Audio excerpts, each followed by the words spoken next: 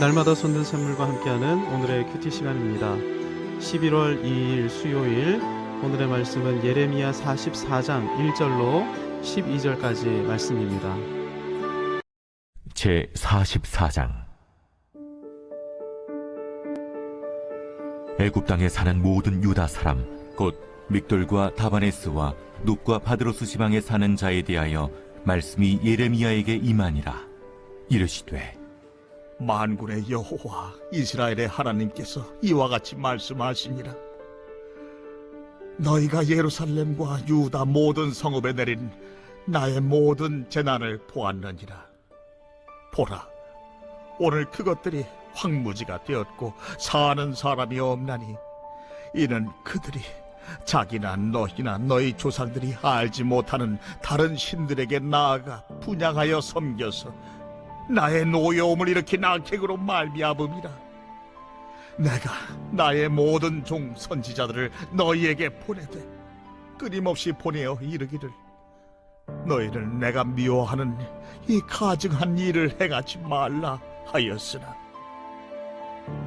그들이 듣지 아니하며 귀를 기울이지 아니하고 다른 신들에게 여전히 분향하여 그들의 악에서 돌이키지 아니하였으므로 나의 분과 나의 노여움을 쏟아서 유다 성읍들과 예루살렘 거리를 불살랐더니 그것들이 오늘과 같이 폐허와 황무지가 되었느니라. 만군의 하나님 이스라엘의 하나님 여호와께서 이와 같이 말씀하셨느니라. 너희가 어찌하여 큰 악을 행하여 자기 영혼을 해하며 유다 가운데에서 너희의 남자와 여자와 아이와 젖 먹는 자를 멸절하여 남은 자가 없게 하려느냐? 어찌하여 너희가 너희 손이 만든 것으로 나의 노여움을 일으켜 너희가 가서 머물러 사는 애굽 땅에서 다른 신들에게 분향함으로 끊어버림을 당하여 세계 여러 나라 가운데에서 저주와 수치거리가 되고자 하느냐? 너희가 유다 땅과 예루살렘 거리에서 행한 너희 조상들의 악행과 유다 왕들의 악행과 왕비들의 악행과 너희의 악행과 너희 아내들의 악행을 잊었느냐? 그들이 오늘까지 겸손하지 아니하며 두려워하지도 아니하고 내가 너희와 너희 조상들 앞에 세운 나의 율법과 나의 법규를 지켜 행하지 아니하느니라. 그러므로 만군의 여호와 이스라엘의 하나님께서 이와 같이 말씀하시니라.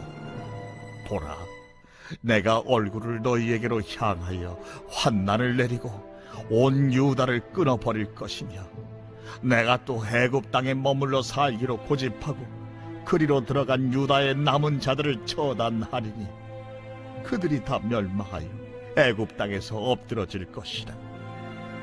그들이 칼과 기근에 망하되 낮은 자로부터 높은 자까지 칼과 기근에 죽어서 저주와 놀램과 조롱과 수치의 대상이 되리라. 캐나다의 한 지역 교회를 섬기면서 교회를 38개 교회로 분립시킬 정도로 부흥을 일으킨 목사님이 계십니다. 헨리 블랙 커비 목사님이신데요. 이분 사역에 이정표가 된 사건이 있었습니다.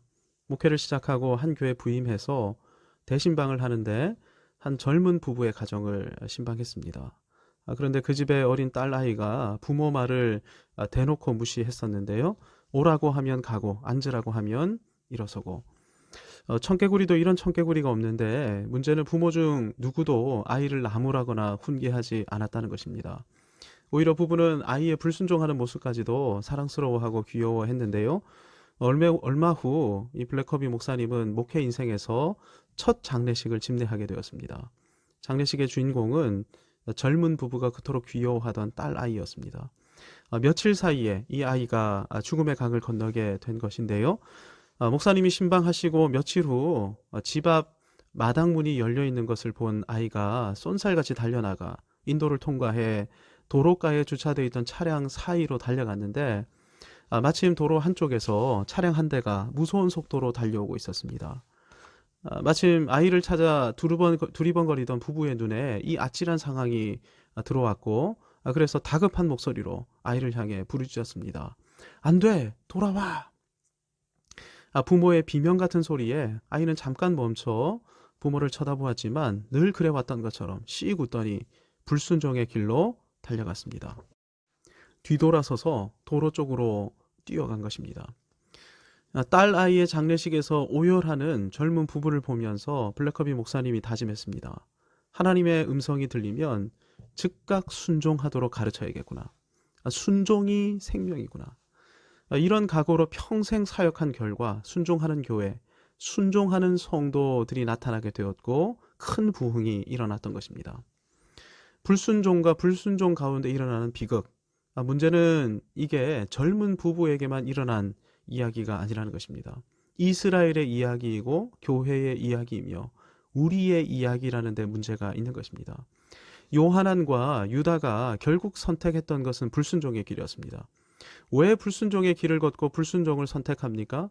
그렇게 해야 살 것 같아 보였기 때문이죠. 불순종의 길에 서 있는 사람, 대부분의 핑계가 어쩔 수 없었다 아닙니까? 그 상황에서 내가 할 수 있는 선택은 이것밖에 없었다. 당시 내가 살 수 있는 길은 이것밖에 없었다.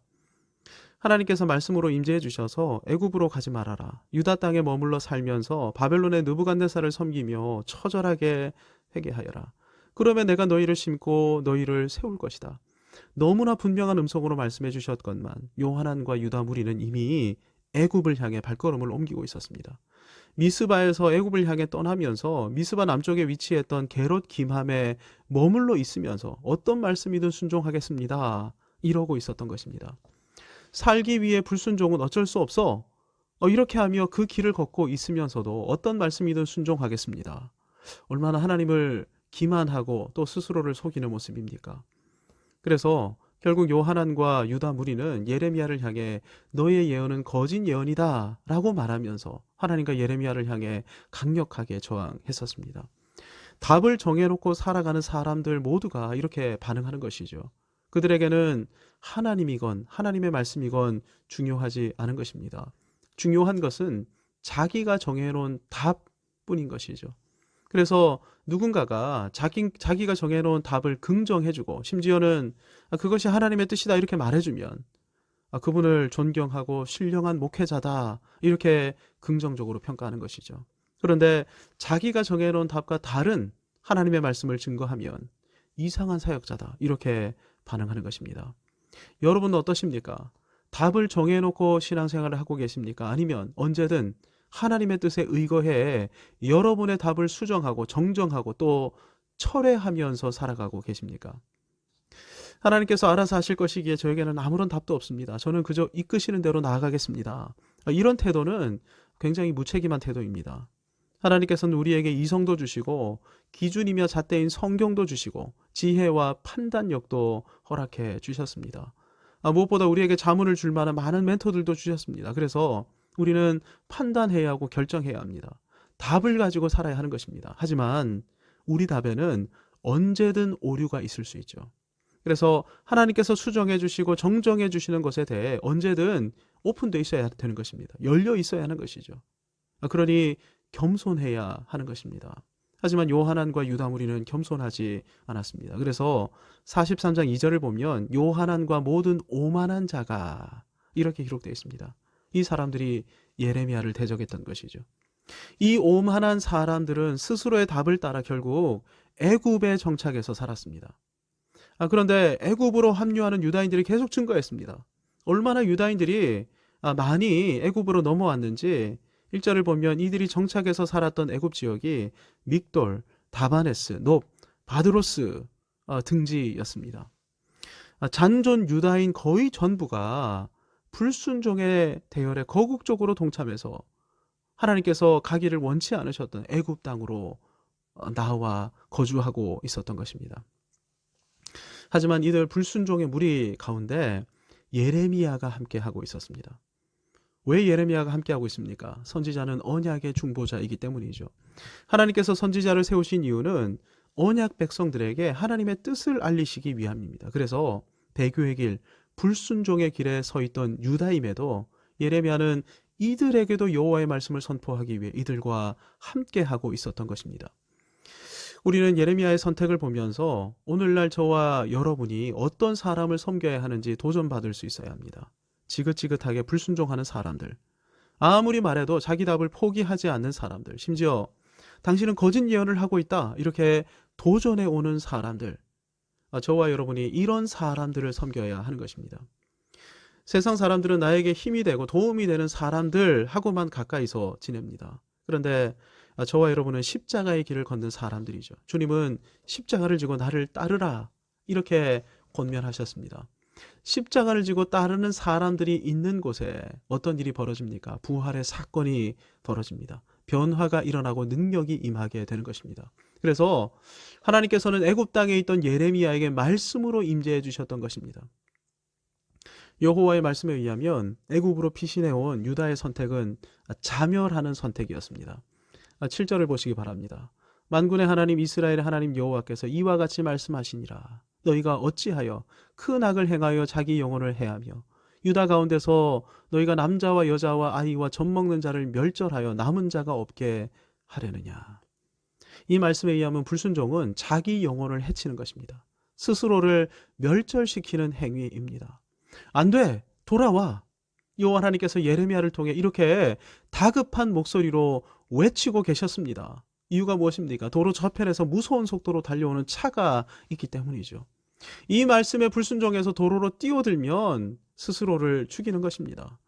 불순종은 자해 행위일 뿐만 아니라 자살 행위인 것입니다. 그런데 7절에서 하나님께서는 하나님에 대해 이렇게 소개하십니다. 만군의 하나님 여호와라고 말입니다.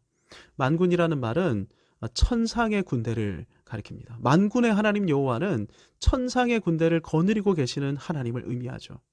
하나님께서 하나님 뒤편에 완전 무장한 천상의 군대 천군 천사를 거느리신 이 전사의 모습으로 말씀하실 때 만군의 여호와께서 말씀하신다 이렇게 표현하는 것입니다.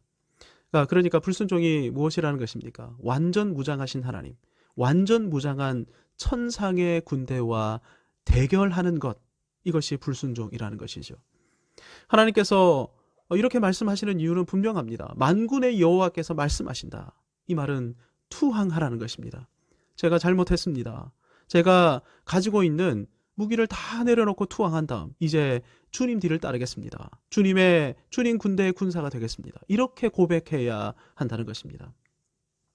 예레미야와 같은 사역자, 예레미야와 같은 성도라면 불순종하는 사람들 곁으로 나아가 이렇게 선포할 줄 알아야 합니다. 만군의 여호와께서 말씀하신다. 그 길에서 돌이켜라. 그래야 그 사람을 살릴 수 있는 것입니다. 만군의 여호와 하나님께서는 애굽으로 피신해온 유다를 향해 저주를 선포하십니다. 12절입니다. 내가 또 애굽 땅에 머물러 살기를 고집하고 그리로 들어간 유다의 남은 자들을 처단하리니 그들이 다 멸망하여 애굽 땅에서 엎드러질 것이라. 그들이 칼과 기근에 망하되 낮은 자로부터 높은 자까지 칼과 기근에 죽어서 저주와 놀램과 조롱과 수치의 대상이 되리라. 무슨 말입니까? 즉각 저주의 땅 애굽에서 나와 다시 유다 땅에서 회개하라는 것입니다. 그러면 저주와 놀램과 조롱과 수치에서 벗어날 수 있다는 것입니다. 물론 애굽 땅에 정착했던 요하난과 유다 무리는 이 말씀에 순종하지 않았고 그래서 저주와 놀램과 조롱과 수치의 대상이 되었습니다.